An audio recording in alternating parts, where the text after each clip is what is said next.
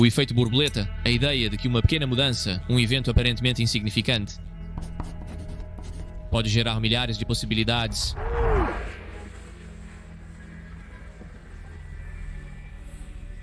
À beira da extinção, os fios do destino veriam nada mais do que dois homens e o guardanapo amassado ao lado, como os salvadores de uma empresa agora multibilionária. E esses dois loucos estão se espancando. As pessoas estão ligando para os amigos dizendo que eles precisam ver algo. Merda. Que disputa intensa entre eles. Literalmente saímos para o beco e fechamos o acordo para a segunda temporada em um guardanapo naquela noite. Foi por pouco que não conseguimos. Aquele único momento de destino acumulado ao longo de anos de perseverança, sucesso e fracasso, emoção e agonia, a história de redenção do UFC nunca foi simples, e para entender esse ponto crucial no tempo, devemos primeiro voltar. Esta é a história de como um guardanapo salvou o UFC da extinção. 1997, o Ultimate Fighting Championship está traçando seu primeiro curso no reino dos esportes de combate. Uau! Em contraste com a versão saneada e sensata de hoje, os primeiros anos do UFC prosperaram com choque e pavor, o apelo de um concurso sem restrições, sem verdadeira sustentabilidade. Os eventos evocavam uma curiosidade de curta duração, pouco mais. Era anunciado como dois homens fora da jaula. Um sairia como se alguém fosse morrer. Eles organizaram este evento pay-per-view que rivalizava com o boxe e a World Wrestling Entertainment na época. O sucesso foi tanto que decidiram fazer de novo, mas precisava ser regulamentado e supervisionado por uma comissão atlética, algo que eles não queriam e tentaram evitar.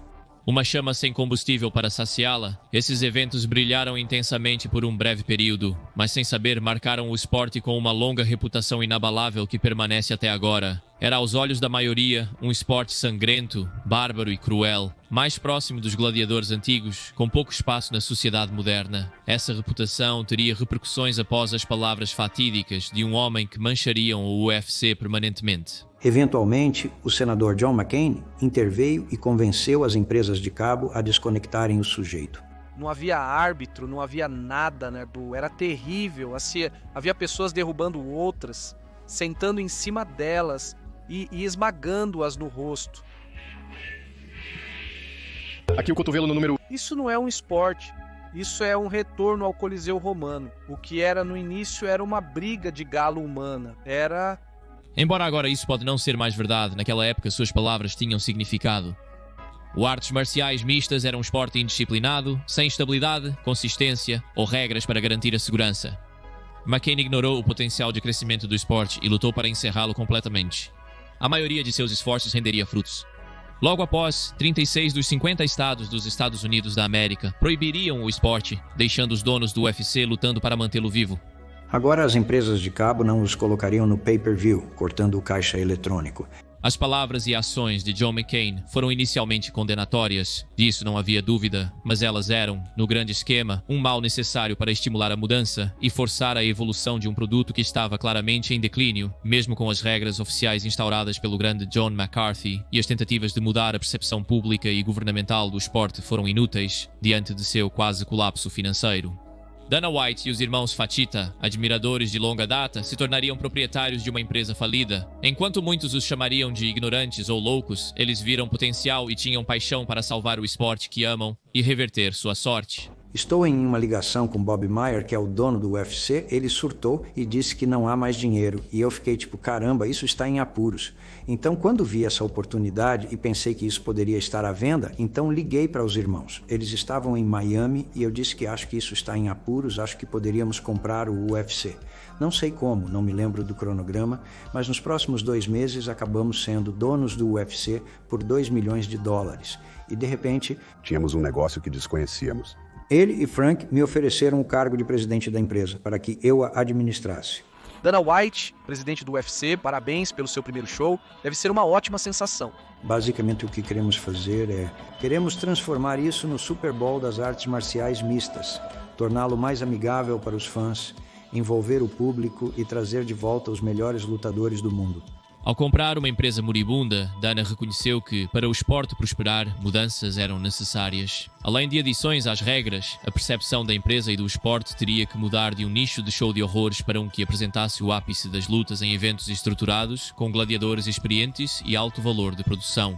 O marketing era apresentar a luta como o esporte mais brutal, sangrento e violento do mundo, com 2 homens entrando na jaula e apenas um saindo. Era basicamente o antigo marketing dos proprietários anteriores para fazer parecer uma loucura total. Você pode fazer o que quiser, quer. Não é bem assim, sabe? Todos dizem que lutar em uma jaula é loucura, que parece briga de galo humana, mas não é isso. O comentário de briga de galo humana do John McCain é como se, uma vez que você ganha esse estigma, uma vez que você tem esse nome associado a você, é tudo o que qualquer um associa com a marca ou com o negócio.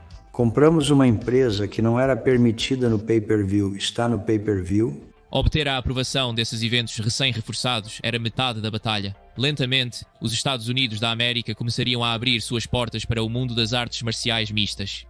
Pioneiro inicialmente por Nevada, o Artes Marciais Mistas finalmente seria transmitido na TV, e até 2004 havia se estabelecido em todo o país através de vendas pay-per-view.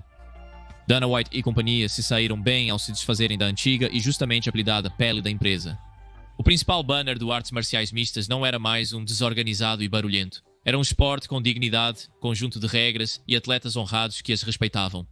Mas a realidade persistiu. Mesmo no grande esquema, as massas ainda não o reconheciam como tal. O UFC, acumulando dívidas dos anos de luta contra leis e regras outrora contrárias a eles, estava novamente à beira do colapso financeiro. Eles estavam ligando para o Dane dizendo: vamos procurar um comprador, temos que sair disso. Porque em cada show que fazíamos, estávamos perdendo dinheiro.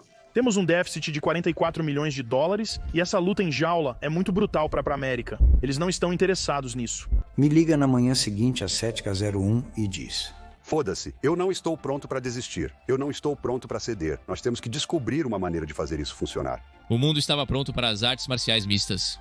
Eles sempre estiveram lá, mas ainda não sabiam. As palavras de Dan White sempre foram sábias e verdadeiras. Porque não importa a sua cor, seu país de origem ou o idioma que você fala. Somos todos humanos e a luta está em nosso DNA. Nós entendemos e gostamos disso. A luta sempre foi uma constante na história, seja por território, riquezas, direitos de se vangloriar ou mero entretenimento. Nos coliseus, anos atrás, era uma forma de arte admirada, depois perdida para as eras. O UFC buscava reviver a sensação da arte da guerra em uma sociedade moderna alienada a ela. É para isso que o UFC precisaria de uma mudança inesperada e ortodoxa para a Hail Mary. E em uma época em que a televisão realidade prosperava, o impensável foi concebido. Estamos 44 milhões de dólares no prejuízo. Começamos a trabalhar muito para tentar descobrir como entrar na maldita televisão. Saímos e apresentamos para todas as redes imagináveis. Tive que viajar para lugares e esperar do lado de fora dos escritórios das pessoas para abordá-las. Ninguém queria se envolver com algo proibido e conhecido como o esporte mais violento do mundo. Chegamos a apresentar a ideia da luta final para a Spike TV, a rede masculina, mas todos estavam aterrorizados. Esses caras moram e treinam juntos em uma casa, mas no final de cada episódio lutam ao vivo. Inicialmente não gostaram, mas após oferecermos pagamento e gratuidade, ficaram muito mais animados com a ideia. Uma jogada ousada para colidir 2 mundos de entretenimento juntos. E com essa grave decisão veio uma realidade gravada em pedra. O sucesso significaria o esporte salvo, mas o fracasso, a extinção total. Estou aqui na academia do Ultimate Fighter e esses caras estão dizendo que não vão lutar. Fiquei tipo, o quê? Aparentemente eles querem ser pagos ou não vão lutar. Você tem que entender a pressão e o estresse que estávamos passando naquela época. Esta é a última chance. Se isso não funcionar, o UFC está acabado. Você quer ser um lutador? Essa é a questão. Não se trata de perder peso ou de morar em uma casa, mas sim de querer ser um lutador. Então, a pergunta não é sobre achar que precisa perder peso ou fazer isso, mas sim, você quer ser um lutador? Foi uma ideia genial, porém irônica. Ao eliminar as teatralidades e a falta de ortodoxia que os antigos proprietários se orgulhavam, Wyatt e Fatita acabaram retornando tematicamente aos velhos tempos. O estranho e o invisível, combinados com as personalidades voláteis dos lutadores, o apelo da TV realidade e a própria luta, formavam uma receita para entretenimento interminável. Eu não posso deixar você se aproximar. Desista dele.